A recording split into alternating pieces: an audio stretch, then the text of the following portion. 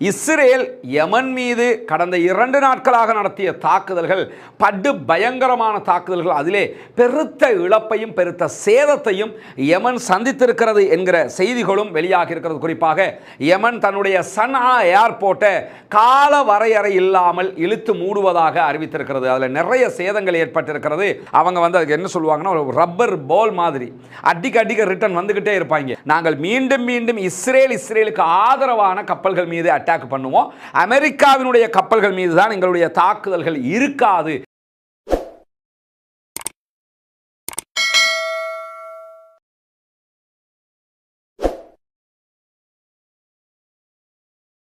அஸ்ஸலாமு அலைக்கும் வரஹ்மத்துல்லாஹி வபரகாத்துஹு. அன்பிற்கினிய சகோதர சகோதரிகளே, நம் அனைவர் மீதும் ஏக இறைவனுடைய அமைதியும் கருணையும் உண்டாகட்டுமாக என்கிற உயரிய பிரார்த்தனைகளோடு பாலஸ்தீனத்தினுடைய காசா நகரத்திலே என்னவெல்லாம் நடைபெற்று வருகிறது என்கிற செய்திகளைத்தான் கடந்த 579 நாட்களாக நம்ம பார்த்து வர்றோம். அந்த அடிப்படையில் இன்றைய நாளில் என்னவெல்லாம் நடந்திருக்கிறது என்கிற செய்திகளைத்தான் நம்ம பார்க்க இருக்கிறோம். இன்றைக்கு வெளியாகி இருக்கக்கூடிய தகவல்கள் பிரகாரம் சுமார் 100 அப்பாவிகள் காசாவிலே கொல்லப்பட்டிருக்கிறார்கள், ஷஹீதாகி இருக்கிறார்கள்.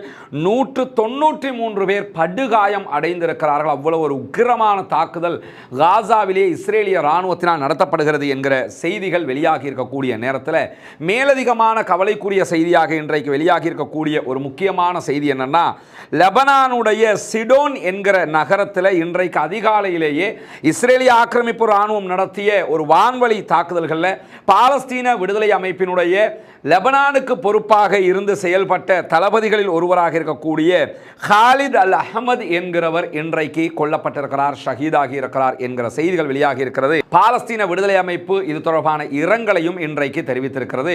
பல தலைவர்கள் தளபதிகள் பல சந்தர்ப்பங்களில் கொல்லப்பட்டாலும் ஷஹீதாக்கப்பட்டாலும் தொடர்ந்தும் பாலஸ்தீன போராளிகள் பாலஸ்தீன அப்பாவிகளுக்கான தங்களுடைய போராட்டத்தை முன்னெடுத்து வருகிறார்கள் என்கிற நிலையில் தொடர்ந்து பாலஸ்தீனத்திற்கு ஆதரவாக செயல்பட்டு வரக்கூடிய ஒரு குரூப் தான் யமன்ல இருக்கக்கூடிய ஹூத்திகள் அல்லது ஹவுத்திகள் என்று சொல்லக்கூடிய அன்சாருல்லா அமைப்பை சேர்ந்தவர்கள்.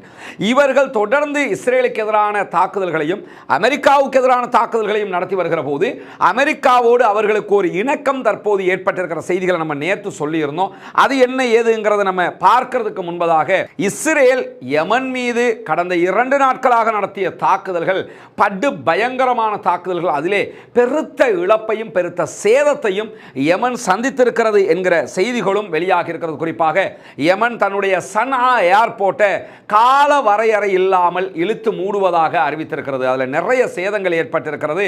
எனவே நாங்கள் கால வரையறை இல்லாமல் அவற்றை இழுத்து மூடுகிறோம் என்று அறிவித்திருக்கிறார்கள். குறிப்பாக நீங்கள் பார்த்தீங்கன்னா அந்த யமனுடைய சனாவில் நடத்தப்பட்ட தாக்குதல்களுடைய காட்சிகளை தான் பார்க்குறீங்க. நேற்றைய நம்முடைய வீடியோவில் என்ன சொல்லியிருந்தோம்னா, இவ்வளோ பெரிய தாக்குதல் நடத்தி இருக்கிறாங்கன்னு சொல்கிறாங்க.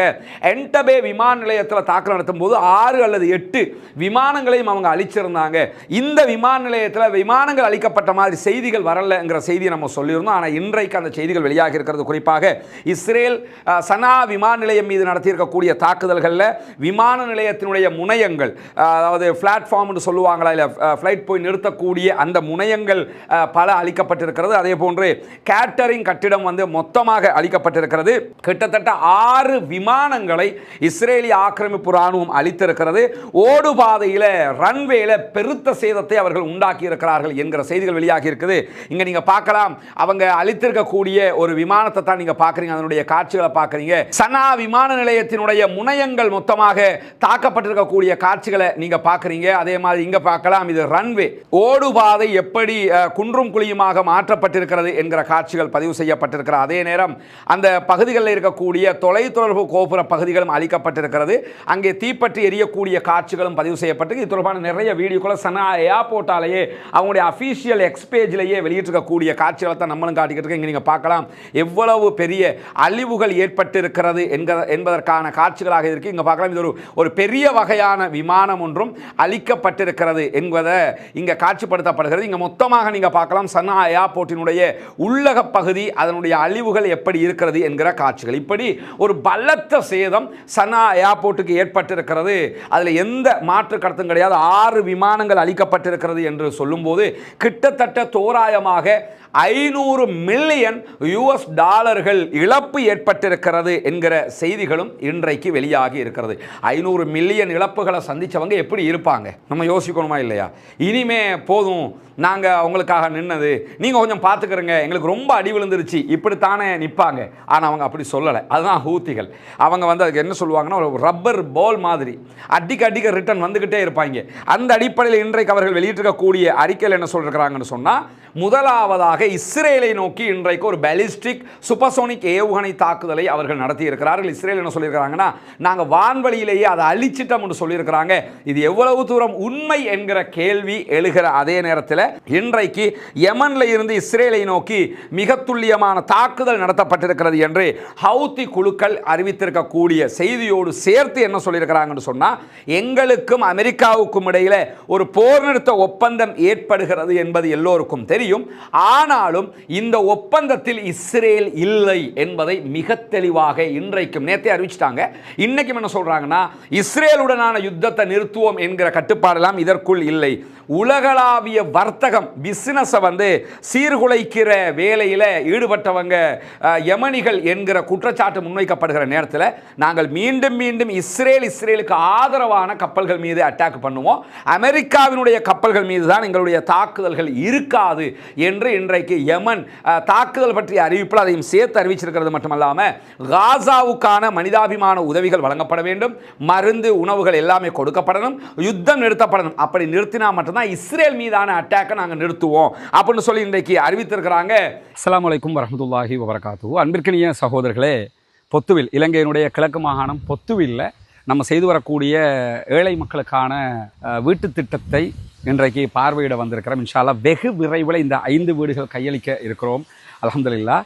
எனவே இந்த வீடுகளில் தற்போதைய நிலை எப்படி இருக்குது, என்ன மாதிரி கட்டுமானங்கள் நடந்திருக்குங்கிறத தான் இந்த வீடியோவில் பார்க்க போகிறோம். வாங்க ஒரு ஹோம் டூராகவே அதை நம்ம பார்ப்போம் இன்ஷா அல்லாஹ். முதலில் இதற்காக உதவக்கூடிய அத்தனை பேருக்கும், தங்களால் உதவ முடியாவிட்டாலும் இந்த பணி சிறப்பாக அமைய வேண்டும் என்று ஒவ்வொரு நாளும் பிரார்த்திக்கக்கூடிய சகோதரர்களுக்கும் என்னை தொடர்பு கொண்டு இது சம்பந்தமான விவகாரங்களை கேட்டு அறிந்து அந்த உதவி செய்யக்கூடிய மக்களுக்காக பிரார்த்தனை செய்யக்கூடிய அனைத்து நல்லுள்ளங்களுக்கும் ஆரம்பமாகவே நான் நன்றியையும் பிரார்த்தனையும் தெரிவித்துக் கொள்கிற நேரத்தில் தொடர்ந்து வாங்க என்ன நடக்குதுங்கிறத பார்ப்போம். வாரிங் நடந்துகிட்டு இருக்கு, நம்ம கம்ப்ளீட் இல்லை. பாத்ரூம் வேலை பெண்டிங்காக இருக்குது. அந்த பாத்ரூம் இதை கட்டுறாங்களே, ட்ரைனேஜ் கட்டி கொடுத்துருக்காங்க. பாத்ரூம் வேலை நடந்து, கிச்சன் வேலை பெண்டிங் இருக்குது. இது எல்லாமே நீங்கள் தருகிற சதக்கா தான தர்மங்களை கொண்டுதான் நம்ம பண்ணிக்கிட்டு இருக்கிறோம். இறைவனுடைய ரொம்ப மகிழ்ச்சியா இருக்குது. வீடு ரொம்ப அழகாக அவங்களுக்கு திருப்திகரமாக வந்திருக்குது. இன்ஷா அல்லாஹ் இந்த மாத கடைசிக்குள்ள முடிக்கிற பிளான்ல இருக்கிறோம். அதான் நாளை மிகச்சிறப்பாக முடியும் என்கிற சந்தோஷமான செய்தியையும் உங்களோட பகிர்ந்து கொள்றோம். வாங்க அடுத்தடுத்த வீடுகளை பார்ப்போம். இதுதான் நம்முடைய 2வது வீடு கட்டுகிற ட்ரைனேஜ் வேலை இன்னைக்கு நடக்குது. பூசுகிற வேலை ஆரம்பிச்சிட்டாங்க எல்லா வழியில. பாஸ் உள்ள போறோம், உள்ள மாட்டீங்கண்ணே பாஸ். இப்போ இதில் அந்த டாய்லெட்டுக்குரிய வாசல் எப்படி வைப்பீங்க? இப்போ அந்த பக்கம் இருக்கு, இதுக்காக வைப்பீங்களா டாய்லெட்டுக்கு வாசல்? அங்கிட்டு வைப்பீங்களா? அது வெளியேக்கி. Okay okay okay 2 okay. இது 3வது வீடு இதாக இருக்குது. என்னுடைய காட்சியை நீங்கள் பார்க்குறீங்க. இது ட்ரைனேஜ். இது நாங்கள் முன்னாடி கொண்டு வர்றோம். என்னன்னு சொன்னால், அங்கிட்டு அடுத்த பக்கம் கிணறு இருக்கிறதுனால இந்த ஏரியாவில் ஒரு கிணறு ஒன்று இருக்குது, அதுக்கு டிஸ்டர்ப் ஆகிடக்கூடாதுன்ட்டு ட்ரைனேஜை முன்னாடி கொண்டு வந்திருக்கேன். அப்படி கம்ப்ளீட்டாக மூடிடுவாங்க, மற்றதெல்லாம் பின்னாடி தான் வந்திருக்குது. இதுக்கு ஜன்னல் நிலையெல்லாம் வச்சுட்டாங்க. ஆமாம், இங்கேயும் இதை வயரிங்கை முடிச்சிட்டாங்க. அந்த பட்டை மட்டும்தான் இவருக்கு ஒன்று போடுறதுக்கு இருக்குதுன்னு நினைக்கிறேன். லைனை கொடுத்தாங்கன்னா சரி. கிச்சனில் வேலையும் ஓரளவுக்கு முடிச்சு தான் முடிச்சிட்டாங்க. பாத்ரூம் நல்லா பெருசாக தான் இருக்குது. அப்படியே அடுத்த வீட்டுக்கு போமா. இது 3வது வீடு. இதுக்கு உதவி செஞ்ச எல்லா சகோதரர்களுக்கும் நல்லா அருள் புரியணும். இது ஓடு மேலே போட்டுக்கிட்டு இருக்கிறோம், அதுக்கும் இறங்கி இருக்குது. இது நம்பர் 1 குவாலிட்டி ஓடுன்னு சொல்லுவாங்க. 3 குவாலிட்டி இருக்கிறதா சொல்லப்படுது. இதில் நம்ம எடுத்துருக்கிறது நம்பர் 1 குவாலிட்டி. நம்பர் 1 தான் எடுத்துருக்கிறோம். செகண்ட் குவாலிட்டியோ அல்லது தேர்ட் குவாலிட்டியோ நம்ம எடுக்கலை. ஏன்னா அதை போட்டோம்னு சொன்னால் அது நல்லா இருக்காது. அதனால் எடுக்கிற பொருட்கள் எல்லாமே அதுக்குரிய பெருமதியான ஒரிஜினல்ங்கிற வகையில் உள்ளதை தான் நம்ம பண்ணிக்கிட்டு இருக்கிறோம். ஏன்னா அது நமக்கு கட்டுற மாதிரி இருக்கணும், அந்த மக்களுக்குரியதுங்கிற அடிப்படையில். இது 4வது இடம். இது பூசுறதுக்குரிய மண் இறக்கியிருக்கிறாங்க. எப்படி இருக்கிறீங்க? வேலை எப்படி போகுது? போகுதா? பாஸ் தான் எங்க ஃபுல் பிஸியாக இருக்கார் பாஸ். அது சரி பாஸ். இது எல்லாத்தையும் இந்த மாதத்துக்குள்ளே முடிப்பீங்களா? இன்ஷா அல்லாஹ் முடிச்சு தாங்க இன்ஷா அல்லாஹ். சார் நல்ல திருப்தியாக இருக்குது. அதான் நான் மக்களுக்குன்னு சொல்லி கொண்டிருக்கேன். அதான் ரொம்ப திருப்தியாக இருக்குது எங்களுக்கு அல்ஹம்துலில்லாஹ். இது 5ஆவது ஃபைனல் கட்டிக்கிட்டு இருக்கிறாங்க. இது பின்பகுதியால் நம்ம இப்போ போய்கிட்டு இருக்கிறோம். பாத்ரூம் எல்லாம் சூப்பராக இருக்குது மாஷா அல்லாஹ். மேலே கோப்பிசம் அடிக்கிறாங்க, வகலை போடுறாங்க. இவங்க தான் நீங்கள் நின்று வேலையை ஃபௌமி. இது நமக்கு இது கடைசி வீடு. இது எப்போ முடியும்? இந்த வீடு முடிஞ்சுது. நமக்கு ஒரு 10 daysல இந்த வீடு கம்ப்ளீட் ஆகும். எல்லாம் கம்ப்ளீட் ஆகிறதுக்கு பாஸ் சொல்கிறார் இந்த மாதம் கடைசிக்குள்ளே முடியும்ன்ற மாதிரி. ஒரு 25-26 தேதிக்குள்ளே டோட்டலாக வீடு எல்லாம் கம்ப்ளீட் ஆகி நமக்கு ஜூன் ஃபர்ஸ்ட் வீக்கில் ஓப்பன் செய்கிற மாதிரி செய்யலாம் இன்ஷா அல்லாஹ். அல்ஹம்துலில்லாஹ். இவர் தான் இங்கேருந்து நம்ம வேலைகள், இவர் அங்கிட்டு கொஞ்சம் சகோதரர் இருக்காங்க, அவங்கெல்லாம் சேர்ந்து தான் இங்கே வேலைகளை செய்கிறாங்க. ரொம்ப திருப்திகரமாக நம்ம கொழும்பில் இருந்தாலும் நம்மளே இங்கே இருக்கிற மாதிரி நம்ம ஒரு ஒன்ஸ் அ வீக் மாதிரி இங்கே வருவோம். வந்தால் முழு அப்டேட் டீட்டெயில்ஸோடு அல்ஹம்துலில்லாஹ் அவங்களோட வேலை பணிகளுக்கு மத்தியிலையும் இதை நின்று செய்கிறாங்க. அல்லாஹ் உங்களுக்கு நிறைய ரஹமத் செய்வான் இன்ஷா அல்லாஹ் மக்களுக்காக செய்கிறதுக்கு. இவங்கெல்லாம் நம்மளோட சகோதரர்கள், இந்த வேலைக்காக நிற்கக்கூடிய சகோதரர்கள். எனவே ஜஸாக்குமுல்லாஹு ஹைரா. அல்லாஹ் உங்கள் அத்தனை பேருக்கும் அருள் புரிய வேண்டும். இந்த பணிகளுக்காக உதவி செய்யக்கூடிய எல்லா சகோதரர்களுக்கும் நாங்கள் அல்லாஹ்விடத்தில் பிரார்த்தனை செய்கிறோம். அதே நேரம் நீங்களும் இந்த பணி மிகச்சிறப்பாக நடந்து முடிவதற்கு பிரார்த்திக்கிற அதே நேரம் பாலஸ்தீனம் வெற்றி பெற வேண்டும், பாலஸ்தீனம் சுதந்திரம் அடைய வேண்டும் என்கிற பிரார்த்தனையும் அல்லாஹ்விடத்திலே மறக்காமல் முன்வையுங்கள். இதற்காக, இந்த பணிக்காக, இறைவனுக்காக உதவ விரும்புகிற சகோதரர்கள் முன்னால் தெரிகிற நம்முடைய வங்கிக் கணக்கிற்கு உங்களால் முடிந்த தொகைகளை வைப்பிலிட முடியும். வெளிநாடுகளிலிருந்து வைப்பிலிடக்கூடியவர்கள் இதற்கு வைப்பிலிட முடியாத சந்தர்ப்பத்தில் அதில் தெரிகிற நம்முடைய தொலைபேசி மற்றும் வாட்ஸ்அப் பழக்கத்திற்கு தொடர்பு கொண்டு உங்களால் முடிந்த உதவிகளை வாரி வழங்குமாறு அன்பாக கேட்டுக்கொள்கிறோம். இந்த பணிகள் சிறப்பாக அமைவதற்கு பிரார்த்தனைகளில் சேர்த்துக்கொள்ள மறந்து விடாதீர்கள். இதைத்தான் நம்ம பார்க்கும்போது யோசிக்க வேண்டியிருக்குது. என்னன்னா, தங்களுடைய நாட்டில் 500 மில்லியன் USD அளவுக்கு நஷ்டம் ஏற்பட்டிருக்கிறது. 6 விமானங்களே அழித்து நொறுக்கப்பட்டிருக்கிறது. இப்படியான அழிவுகள் ஏற்பட்டதற்கு பிறகும் இல்லை நாங்கள் விட்டு கொடுக்க மாட்டோம், நாங்கள் மீண்டும் இஸ்ரேலுக்கு எதிராக தாக்குதல் நடத்துவோம் என்று சொல்வதே ஒரு அபரிமிதமான தைரியமா இல்லையா? அவர்கள் அதற்கு தயாராக இருக்கிறார்கள் என்பதை வெளிப்படுத்தி இருப்பது மட்டுமல்லாமல், வாஷிங்டனுடனான ஒப்பந்தத்தை பொறுத்தவரையில் நாங்கள் பலஸ்டைனுக்கு உதவுவதுதான் எங்களுடைய நோக்கமாக வைத்துக்கொண்டு ஒப்பந்தத்தை செய்கிறோம் என்கிற ஒரு செய்தியையும் சொல்லிட்டு கூடுதலாக என்ன சொல்றாங்கன்னு சொன்னா, வாஷிங்டனோடு நாங்கள் செய்யக்கூடிய இந்த ஒப்பந்தத்தை பொறுத்தவரையில் இது ஒரு அவசர ஒப்பந்தம் கிடையாது.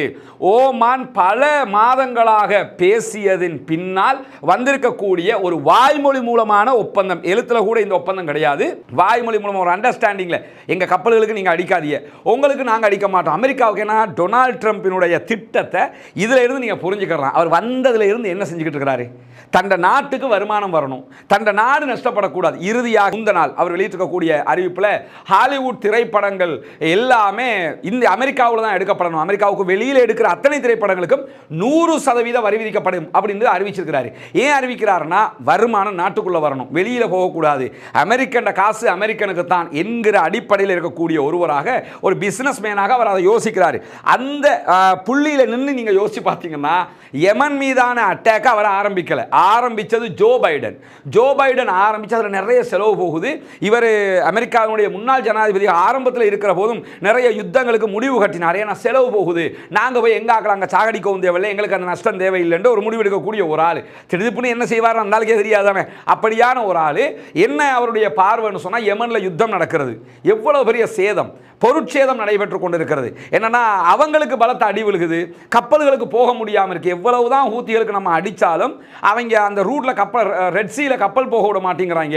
அப்ப அமெரிக்காவினுடைய கப்பல் ரெட் சீல போகலன்னு சொன்னா பெருத்த நஷ்டம் அவர்களுடைய நாட்டுக்கு ஏற்படுகிறது. எனவே அதை சமாளிக்கணும்னா பேசாம அவனோட சமாதானமா போயிருவோம்னு சொல்லி ஓமான் வழியாக அமெரிக்கா கேட்டுக்கொண்டதற்கிணங்க ஒரு வாய்மொழி மூலமான உடன்படிக்கை ஏற்பட்டிருக்கிறது. அமெரிக்காவினுடைய கப்பல்களுக்கு நாங்கள் தாக்குதல் நடத்த மாட்டோம் என்று சொல்லக்கூடிய ஹூத்திகள் தொடர்ந்தும் பாலஸ்தீனத்திற்காக இஸ்ரேல் மீது தாக்குதல் நடத்துவோம் என்பதை இன்றைக்கும் போல்டாக தெரிவித்திருக்கக்கூடிய நேரத்தில் ஒரு அமெரிக்க அதிகாரி அல் ஜசீராவுக்கு பேட்டி வழங்கி இருக்கிறார். அல் ஜசீரா அதை ஒளிபரப்பிக் கொண்டிருக்கிறது. அதில் அவங்க என்ன சொல்றாங்கன்னு சொன்னா, பரஸ்பர தாக்குதல்களை நிறுத்துவதற்கான ஒரு உடன்பாட்டை ஹூத்திகளோடு நாங்கள் ஏற்படுத்தி இருக்கிறோம். இந்த ஒப்பந்தத்தை பொறுத்தவரையில் இது எழுத்து ரீதியிலான ஒப்பந்தம் கிடையாது, பரஸ்பர தாக்குதல்களை நிறுத்துவதற்கான ஒரு வாய்மொழி மூலமான ஒரு புரிதலாகத்தான் இருக்கிறது.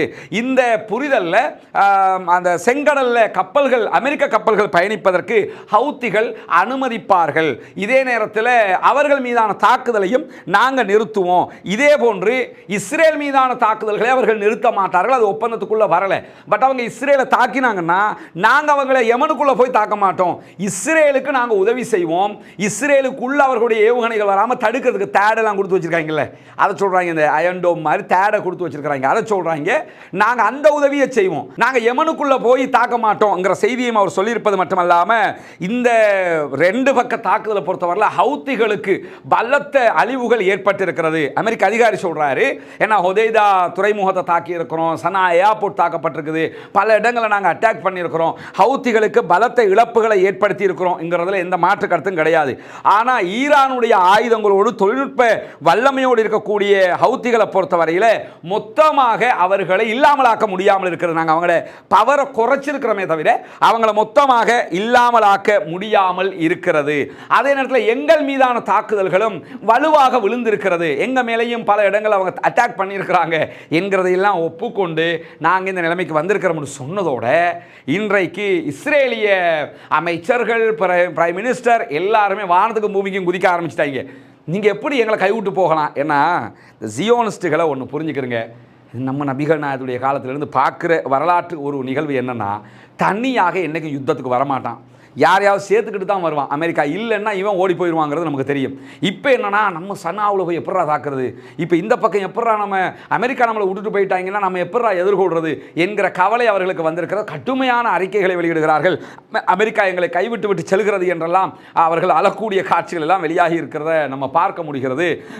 கத்தி கதறிக்கிட்டு இருக்கிறாங்க. இந்த மாதிரியான நிலையில தான் இன்றைக்கு ரஃபாவில் நடைபெற்ற வெடிகுண்டு தாக்குதல்களில் 4 இஸ்ரேலிய ஆக்கிரமிப்பு இராணுவத்தை சேர்ந்தவர்களை பாலஸ்தீன விடுதலை அமைப்பினர் காயப்படுத்தி இருக்கிறார்கள் என்று சொல்லி இஸ்ரேல் வெளியிட்டிருக்கக்கூடிய அறிக்கையில் சொல்லியிருக்கக்கூடிய நேரத்தில் உண்மையான அறிக்கை வெளியாகி இருக்குது. அதில் என்ன வெளியாகி இருக்குன்னு சொன்னால், பாலஸ்தீன விடுதலை அமைப்பை சேர்ந்தவர்கள் பதுங்கி இருந்து தாக்குதல்களை நடத்தியிருக்கிறார்கள்.